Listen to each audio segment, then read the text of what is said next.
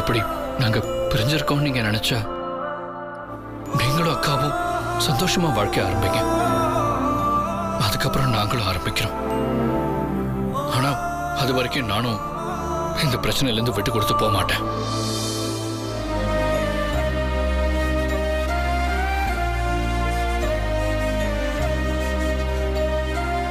ஏன்னா வெண்ணிலா அக்கா இல்லைன்னா எங்களுக்கு கல்யாணமே நடந்திருக்காது. அப்படி இருக்கும்போது அவங்களுக்கு காமிக்கிற நன்றி உணர்வாதான் நான் தான் நினைக்கிறேன். தயவு செஞ்சு இந்த விஷயத்துல எங்களை வற்புறுத்தாதீங்க. நாங்க என்னதான் பிரிஞ்சிருந்தாலும் மனப்பூர்வமா நினைச்சுதான் இதை பண்றோம். இப்பவும் மனசு நிறைய சந்தோஷமா தான் இருக்கும். எல்லாத்தையும் விட மனசு நிறைஞ்ச வாழ்க்கை தான் முக்கியங்கிறது இந்த வயசுல நாங்க புரிஞ்சுக்கிட்டோம். இது என்ன மிகப்பெரிய அளவுல பக்குவப்படுத்திருக்கு. அதுக்கு கிடைச்ச ஒரு நல்ல வாய்ப்பா தான் இதை நினைக்கிறேன். அதனால நீங்க மாறினா நாங்களும் மாறுவோம். தயவு செஞ்சு இனிமே இதை பத்தி எங்களை குழந்தைங்க நினைச்செல்லாம் பேச வேண்டாம். நான் இப்படி பேசிட்டேன்னு வருத்தப்படாதீங்க. நான் இத வருத்தத்துல பேசல, உரிமையில பேசுற பேச்சு இது. நீங்க இனிமேலும் நீங்க சரியாகாம எங்களை சமாதானப்படுத்தினா நாங்க எந்த வகையிலும் சமாதானம் ஆக மாட்டோம். இந்த முடிவுல எந்த மாற்றமும் இல்லை.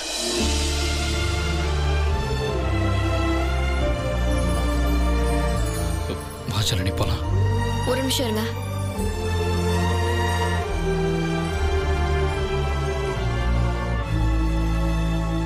கௌதம் சொன்னதுதான் ஏன் விருப்பமோ.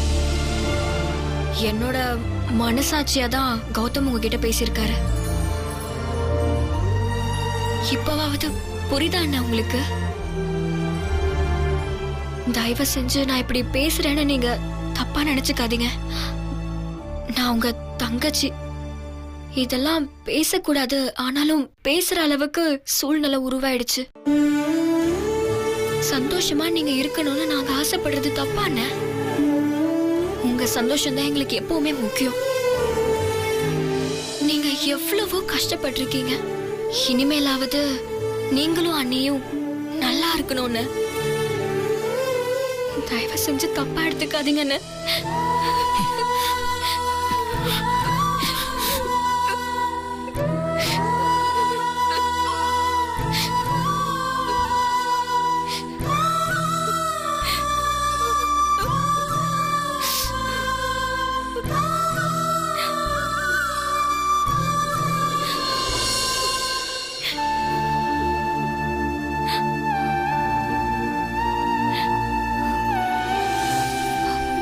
சரிண்ணா, பாத்துக்கோங்க.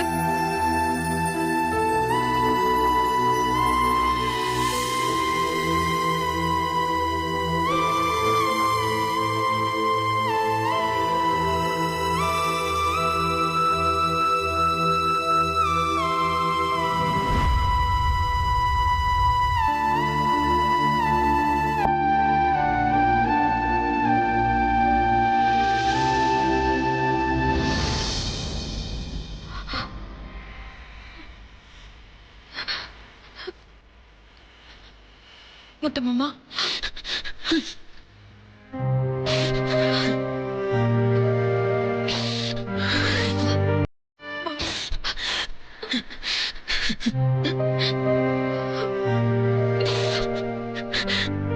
எப்போது ஆறுதலுக்காக நீதான் என் தொல்லை சாய்வ.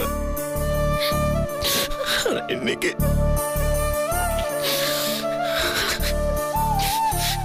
சின்ன பசங்க பொட்டல் அடிச்ச மாதிரி எவ்வளவு பெரிய விஷயத்த சாதாரணமா சொல்லிட்டு போயிடுச்சுங்க.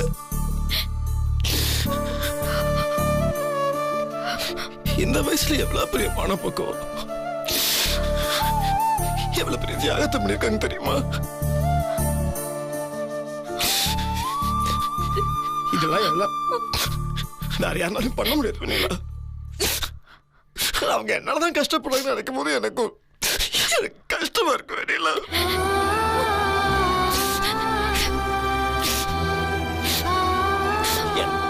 என்னாலதான் பாவங்க கஷ்டப்பட்டு இருக்கு. என்ன முத்து மாமா இப்படி பேசுற? அவங்க கஷ்டப்படுறாங்க, நீ கஷ்டப்படாத. நீ சந்தோஷமா இருக்கணும்னு நினைச்சுதான் அவங்க இத பண்றாங்க. ஆனா அவங்க பேசினாங்க நினைச்சு பரிதாபப்பட்டு எல்லாம் என் மேல பரிதாபப்பட்டெல்லாம் நீ மாறாத முத்து மாமா. உன் மனசு கேளு. எப்ப உன் மனசுக்கு சரின்னு படுதோ அப்ப இருந்து நாம மாறி நல்லபடியா வாழ ஆரம்பிக்கலாம் முத்து மாமா. அது வரைக்கும் நான் உனக்காக காத்துட்டு இருப்பேன் முத்து மாமா.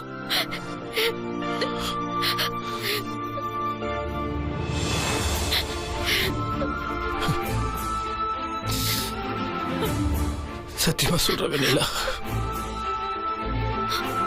ஓ அளவுக்கு யாருமே புரிஞ்சுக்க மாட்டாங்க. நீ படிக்காதவ அப்படி இப்படி யார் வேணா என்ன வேணா சொல்லட்டும். ஆனா உன் மனசு அது யாருக்கும் வராது வெண்ணிலா. என்னதான் நான் வார்த்தைக்கு முன்னொரு தடவை சித்தி சித்தின்னு கூப்பிட்டாலும் என் அம்மாவோட ஞாபகம் எப்பாவது வந்துட்டு போவோம்.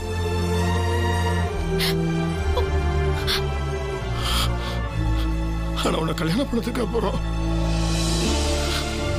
அந்த நினைப்பு வரல. ஏன் தெரியுமா?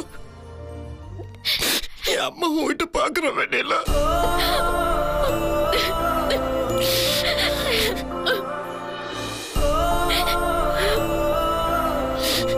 என் அம்மா வேண்டியல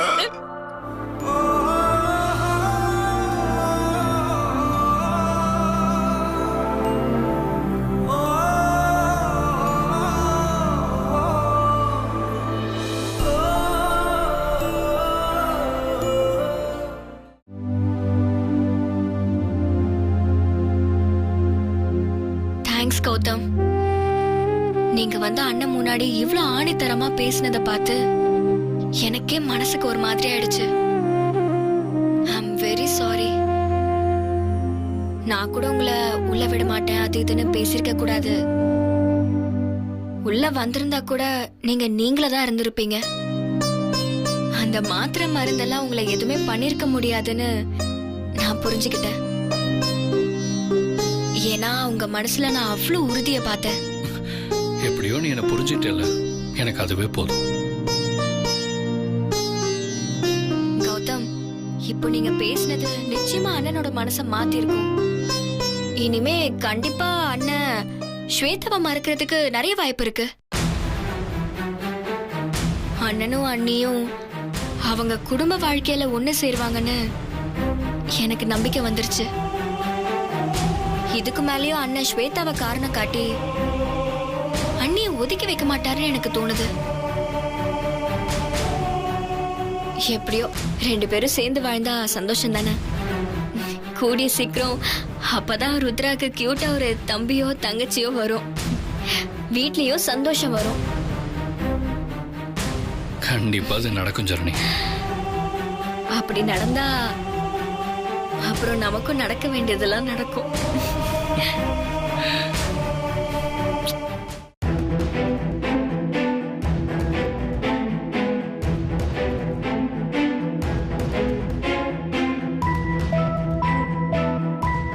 மருது, எந்த டெபாசிட்டையுமே இப்ப பிரேக் பண்ண வேணாம். ஃபார்ம் வாங்கிட்டு வா, நான் கையெழுத்து போடுறேன். அத மறுபடியும் ரினியூவல் பண்ணி கொடுத்துட்டு வந்துடுறேன். சரிங்கம்மா. அம்மா, என்ன போகுது? ஒரே பதட்டமா வர்ற? அம்மா, ஒரு முக்கியமான விஷயம். ஜனனியும் கௌதமும் ஒரு விஷயம் பேசிட்டு இருந்தாங்க. அது என் காதுல விழுந்துச்சு.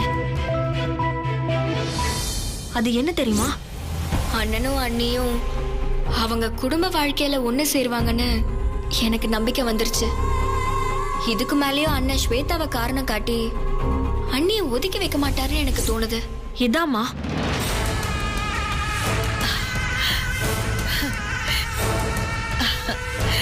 என்ன போகுத சொல்ற? ஆமாம்மா, இப்ப வரைக்கும் கண்டிப்பா வெண்ணிலாவுக்கும் அண்ணனுக்கும் இடையில எதுவுமே நடக்கல. அவங்க சந்தோஷமா இல்லம்மா. ஜனனியும் கௌதமும் பேசுறத வச்சு அது எனக்கு நல்லாவே புரிஞ்சுது. ஸ்வேதா கூடிய சீக்கிரம் திரும்பி வரணும். வெண்ணிலா இந்த வீட்டுல முத்தரசன் பொண்டாட்டியா வாழக்கூடாதுன்னு மட்டும்தான் நான் நினைச்சேன். ஆனா இப்ப வரைக்கும் முத்தரச வெண்ணிலாக்கு இடையில எதுவுமே நடக்கலங்கிற விஷயம் நமக்கு ரொம்ப சாதகமான விஷயம். இது நமக்கு கிடைச்சிருக்கிற ஒரு நல்ல வாய்ப்பு. இத கண்டிப்பா அப்படியே விட்டுறக்கூடாது பூங்கோதை. எனக்கு மட்டும்தான் வெண்ணிலாவை பிடிக்கலன்னு நான் நினைச்சேன். ஆனா முத்தரசு அவளை பொண்டாட்டியாவே நினைக்கலங்கிறது ரொம்ப ரொம்ப நல்ல விஷயம். இதே காரணத்தை பயன்படுத்தி சின்னதா இருக்கிற அந்த பொரிய ஊதி ஊதி பெருசாக்கி அவங்கள நிரந்தரமா சேர விடவே கூடாது. முத்தரச மனசுல இப்ப சேதாவோட நினைப்பு கொஞ்சமா இருக்கு. அதை எப்படியாவது ஊதி பெருசாக்கணும்.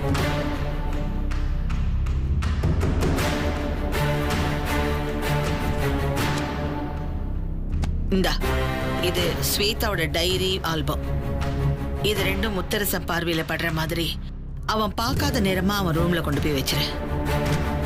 அம்மா, இது அண்ணன் பார்த்துச்சுன்னா என்னமா ஆகும்? ஸ்வேதா அவன் பார்வையில பட்டுக்கிட்டே இருப்பான். முத்தரச மனசோட ஓரத்துல ஸ்வேதா ஏன் போனா, எதுக்கு போனா, எப்ப வருவாங்கிற எதிர்பார்ப்பு வர தொடங்கும். கூடிய சீக்கிரம் ஸ்வேதா வரும்போது எல்லாமே மாறும்.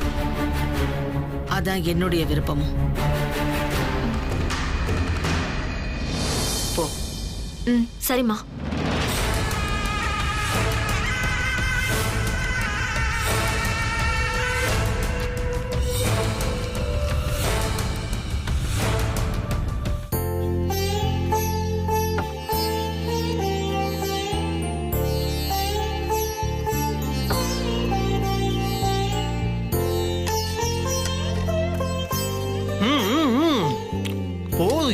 சாப்பிடு முத்து மாமா. உனக்கு பிடிக்கும் தானே தேங்காய் சட்னி பண்ண? பிடிக்கும். அதுக்கு நைட் நேரத்தில் எத்தனை இட்லி சாப்பிட முடியும்? லிட்டர் கணக்கா சட்னி குடிக்க முடியுமா?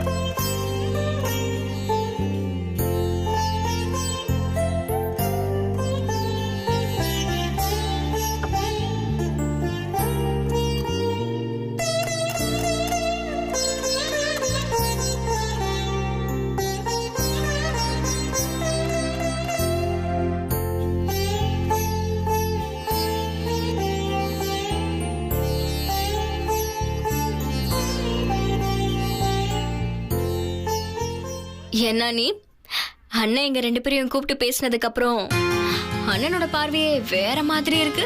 ஐயோ, போ ஜனனி. போ ஜனனி போ ஜனனிங்கிறீங்க. போயிடவா? அப்பதான் நீங்க மேல போவீங்கல்ல.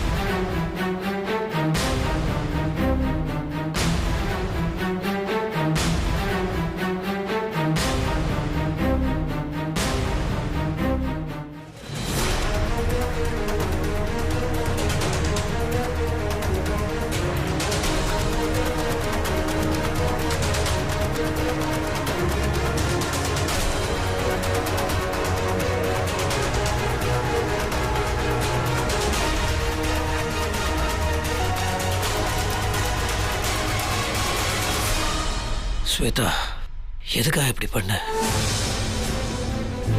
எவ்வளவு பெரிய குழப்பத்தை உருவாக்கியிருக்க தெரியுமா? சித்தி உன்னை பத்தி மறுபடியும் சொல்லும் போது எது சரி எது தப்பு ஒண்ணுமே புரிய மாட்டேங்குது. நீ எங்க இருக்க, என்ன நடந்துச்சு, இதெல்லாம் என்கிட்ட சொல்லணும்னு உனக்கு தோணவே இல்லையா? நீ என்ன பத்தியும் யோசிக்கல, பாவம் சித்தி பத்தியும் யோசிக்கல.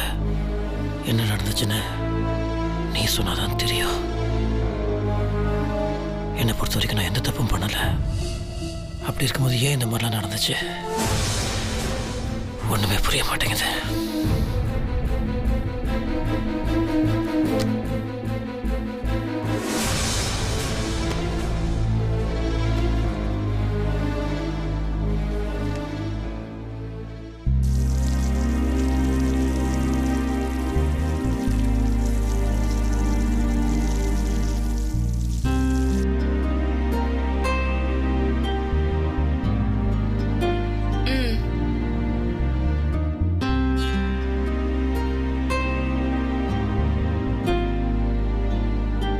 அண்ணி, எனக்கு என்னமோ இன்னைக்குதான் உங்களை சாந்தி முகூர்த்தத்துக்கு உள்ள அனுப்புற மாதிரி தோணுது. நாங்க 2 பேரும் சந்தோஷமா இருக்கணும்னு நினைச்சு நீங்க ஒரு பொய் சொன்னீங்க.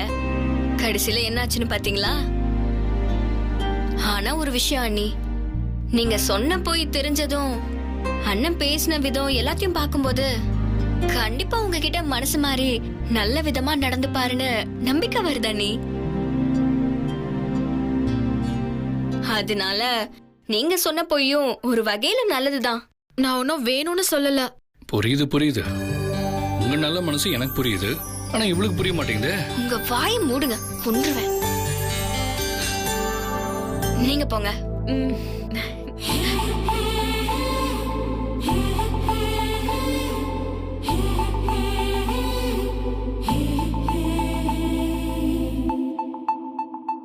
வெண்ணிலா நீ எப்படி சந்தோஷமா பாக்குறதுக்கு எனக்கு ரொம்ப சந்தோஷமா இருக்கு. சந்தோஷத்தை கொண்டு வந்தா பரவாயில்ல, தோஷத்தெல்லாம் கொண்டு வந்திருக்கு. ஏய், சரி